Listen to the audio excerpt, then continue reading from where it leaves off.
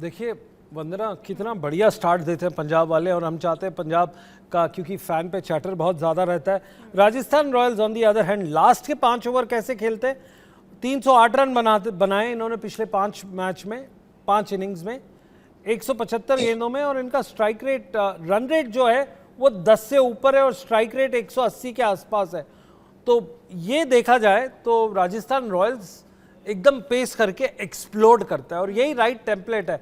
तो राजकुमार साहब, आपको ऐसा लगता है कि ये टेम्पलेट इन्होंने सेट कर दी है कि पहला आराम से खेलो, फिर दूसरे में कंसोलिडेट करो और तीसरे में जाके एक्सप्लोड करो, ये राजस्थान रॉयल्स की स्ट्रैटेजी है? देखिए सुनील, T20 में आप प्लान जरूर बनाते हैं, लेकिन वो इतना शॉर्ट फॉर्मेट है कि आपको प्लान भी हमेशा तैयार रखना होता है। आप सोच कर जाते हैं कि हम पहले 6 ओवर में 60 रन बनाएंगे, लेकिन अगर आपकी 3 विकेटें आउट हो जाती हैं तो आपको पता लगता है कि 6 ओवर में आपके 35 ही रन बने और आपके 2-3 खिलाड़ी आउट हो गए। तो आपको फिर बिल्ड करना शुरू करना होता है 7th ओवर से 15th ओवर तक, और फिर 5 के जो लास्ट ओवर 5 ओवर हैं उनमें आप स्लॉग करते हैं। तो यहाँ पर स्ट्रेटेजी बदलती रहती है, लेकिन मैंने देखा है कि दोनों ही टीमें अपने ओपनर्स, क्योंकि दोनों ही बहुत डैशिंग ओपनर हैं, इधर यशस्वी जायसवाल और बटलर हैं, तो उधर शिखर धवन हैं, और उनके साथ बेस्टो आते हैं। तो ये पेयर बहुत खतरनाक हैं दोनों, और दोनों में से अगर कोई आउट नहीं होता है, दोनों ही पावर प्ले कैश करने में उनकी मतलब महारत है मैं कहूँगा। और ये अगर जल्दी आउट होते हैं तो ही प्लान बी आता है, और वहां पर फिर राजस्थान बेटर रहती है पंजाब के मुकाबले, क्योंकि पंजाब का मिडिल ऑर्डर थोड़ा शैलो नजर आता है। नोएल डेविड सर से एक सवाल, उसके बाद अतुल वासन सर भी हमारे साथ आ गए हैं। नोएल डेविड सर, क्योंकि शिखर धवन के लिए मैं चाहूंगी कि आप कोई सलाह दें। आज का जो मैच है होम ग्राउंड होगा राजस्थान के लिए, इसका तो वेटेज मिलेगा ही, लेकिन इससे पहले भी जो 26 मुकाबले हेड टू हेड हुए हैं दोनों टीमों के बीच, उसमें 15 मुकाबले क्योंकि राजस्थान ने जीते हैं, तो उसका भी कहीं ना कहीं पलड़ा भारी नजर आता है। शिखर धवन को किस तरह की स्ट्रेटजी आज अपनानी चाहिए संजू सैमसन के सामने? देखिए, शिखर धवन एक एक्सपीरियंस प्लेयर है, काफी साल भारत को खेले हैं। He has the experience behind him. Exactly, and he's been the captain for the Indian team also. Again, मैं क्या सलाह दे सकता हूँ, बट ओनली थिंग इज उसका स्ट्रैटेजी ये रहता है कि उनका फर्स्ट 5 प्लेज है वो दे हैव टू फायर, उनका पावर प्ले यूज करना चाहिए, and the middle overs is important. अगर वो मिडिल ओवर्स में if they don't get that runs, then they will naturally आखिरी के 5 ओवर को देखेंगे वो लोग। बट मेरा ये स्ट्रैटेजी ये रहना चाहिए पंजाब को, first power play and then the last, क्योंकि मिडिल ओवर में कंसल्टेट कर सकते हैं कि ओके 7 रन या 8 रन लेके आ सकते हैं, आखिरी का 3 या 4 ओवर दे कैन गो, मगर विकेट इन हैंड रहना चाहिए। विकेट इन हैंड रहे तो देन एक अच्छा स्कोर बनने का चांस है। This can be a firing strategy for RR. Well Atul, welcome to the show.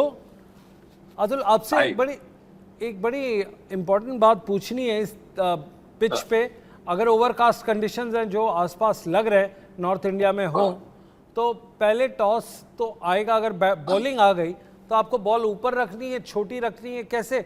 आप अगर बॉलिंग कोच हो तो आप क्या अपने फ्रंटलाइन बॉलर्स को, पेसर्स को, राइट आर्म पेसर्स को क्या बोलेंगे आप? बेसिकली मुझे लगता है कि 2 बातें हैं इसमें। टैक्टिक्स की बात, तो गेंदबाज जब यहाँ खेल रहा है स्टेज पे तो उसे आइडिया है कि किस पिच पे क्या करना है, पर कई बार यंग पेसर्स जैसे होते हैं, हम हाइप हो जाती है कि तेज करनी है, वो टीम बस ये कि आपने करना है, आपने एक ने अटैक करना है, एक ने थोड़े स्ट्राइफल करना है।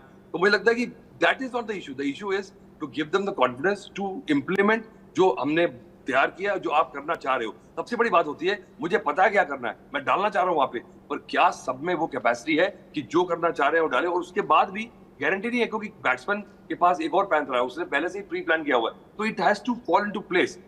ऐसा होता है कि कुछ, तो अगर आपको यॉर्कर जो है, अगर आपको अपनी विल पे यॉर्कर करना नहीं आता तो आप फंस गए, मरेंगे आप। और अगर आपको बैक ऑफ द हैंड या लेग कटर टाइप में स्लो बॉल नहीं करना आता, या आपके वेरिएशन नहीं है, सिर्फ ऑफ स्पिन का वेरिएशन है स्लो बॉल में, तब भी आप गए, क्योंकि कहीं ना कहीं तो आपके लपेटा पड़ेगा। तो आपको कुछ ना कुछ अजीब सा करना है, तो विकेट के ऊपर भी ध्यान देना। पर अगर स्विंग हो रहा है और अगर अच्छा जा रहा है विकेट से, तो विकेट लेने जाए पेसर्स के लिए, तो मैं यही कहूंगा। चलिए, बड़ी इंपॉर्टेंट बात बोली इन्होंने कि आपको कुछ ना कुछ अलग करना है, पर अगेन ये इसका एक थोड़ा सप्लीमेंट्री क्वेश्चन है अतुल, अगर आप इसको जवाब दें बड़ी ऑनेस्टी से, जो आप देते आए और वो सुर्खियां भी बनता है काफ़ी टाइम।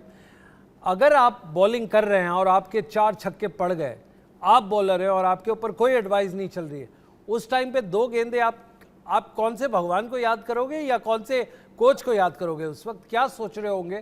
क्योंकि आपके साथ ऐसा तो नहीं हुआ, बट अगर होए तो आप क्या करोगे ऐसे as a front line bowler, senior bowler? मेरे साथ हुआ है, मेरे साथ मुझे टेस्ट मैच में 1 ओवर में 24 रन पड़े थे, जो वर्ल्ड रिकॉर्ड था। बाद में बड़े बड़े ने खाए हैं, 3 बॉलर्स बड़े बड़े गेंदबाजों को पड़ गए थे। तो ऐसा दिन होता है कई बार, क्योंकि मैं उससे पहले 4 विकेट ले चुका था, फिर भी छोटा ग्राउंड था, हुक्कर ट्राइंग फॉर विकेट्स।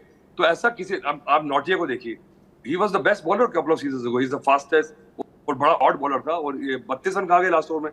तो ये कोई गारंटी नहीं, और रबाडा पिछले मैच में पिटे हैं। तो ये मुझे लगता है कि ऑफ डे आपका होगा, और एक अच्छा जो बॉलर है, जिसके पास स्किल है और जिसके पास टेम्परामेंट है और बॉडी ऑफ वर्क है, वो मोर ऑफन देन नॉट निकल के आ जाएगा। और जिसके पास नहीं है ना, वो मार खाता चला जाएगा। तो कैसे आपको बच सकते हो आप? और क्या कोई फर्क नहीं पड़ता, 4 छक्के पड़ जाएंगे, एक दिन जरा कमरे में बैठे रहेंगे, फिर आएंगे शर्ट ऊपर करके, ग्लासेस लगा के, कोई प्रॉब्लम नहीं।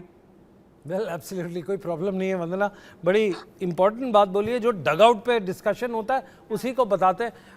राजकुमार साहब, आपसे ये सवाल है, यहाँ देखा गया जिस तरह से मैं इसके एनालिसिस देख रहा हूँ, राइट आर्म स्पिनर्स काफ़ी यहाँ पे सक्सेसफुल हुए, स्पेशली लेग स्पिनर्स का पिछले 5 गेंदों में काफ़ी अच्छा बोल बाला रहा है।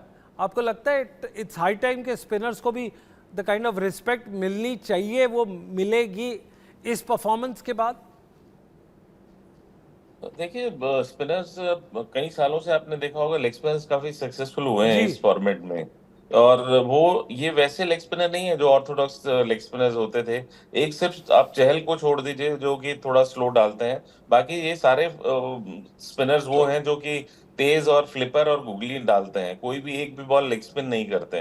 तो इनका आइडिया रहता है कि ये स्टंप टू स्टंप डालें, अगर बैट्समैन मिस करे तो ये हिट करें, और तेज डालते हैं, तो उसी में वो कामयाब हो रहे हैं। आपने नहीं देखा होगा कोई भी ऑफ स्पिनर या लेफ्ट आर्म स्पिनर इतना सक्सेसफुल होते हुए। लेग स्पिनर्स क्योंकि उनके पास वैरायटी है, फ्लिपर है, गुगली है, और ऑड बॉल वो लेग स्पिन करते हैं, तो इसलिए काफी कामयाब हो रहे हैं। और सारी ही टीमों में इसीलिए प्रेफर किया जा रहा है कि वो एक लेग स्पिनर रखें। और मेरा मानना है कि लेग स्पिनर एक विकेट टेकिंग बॉलर होता है। अगर वो थोड़ा चहल की तरह छोड़े, जैसे चहल फ्लाइट करते हैं, अगर आपने पिछले मैच में गिल को आउट करते हुए देखा हो कि वो स्टेप आउट किया गिल ने, उन्होंने थोड़ा और बाहर फेंक दिया और गिल स्टंप हो गए थे। तो वो वाला जो क्लास होती है वो सिर्फ चहल में है, और इसीलिए उनको काफी ऊपर रेट किया जा रहा है आजकल। रेट तो अच्छा किया जा रहा है, बट टीम से भी बाहर उनको रिटेन भी नहीं किया जा रहा। देखिए कितनी विडंबना है, रेट करें पर रिटेन ना करें, इसीलिए आरसीबी काफ़ी मैचेस हार चुके हैं। अब आते हैं नोल डेविड पे। नोल, आउटफील्ड अगर छोटा हो, you been one of the best fielders India has had. Noel, अगर आउटफील्ड छोटा है, पता है कि अगर मिस टाइम हो वो भी चौका जाता है, तो क्या आप इस पे ज़्यादा स्लाइड्स और ज़्यादा अग्रेसिव फील्डिंग देखेंगे, या बिल्कुल बाउंड्री रोप पे आप खड़ा रखेंगे अपने फील्डर्स को? बिल्कुल, if it's dimension of the ground छोटा है तो नेचुरली ज्यादा बड़ा स्टार्ट नहीं लेते हैं। They take a few steps and they wait, because they know wind किस तरफ है, बिकॉज कोकोपुरा बॉल इज काफी लाइट है and travels very fast. So I think as a fielder, if I am as a fielder playing, I will always be on a caution, taking my start very slow, especially on the boundary lines, because I know the ball is going to travel very fast and come. And if I overdo it, then my ball I will run over the ball, and maybe it goes over me. I think everything has to be measured as a fielder. Wind किस तरफ से, ball किधर travel होएगा, all that has to be taken care. That's वो एक important है fielder का sir.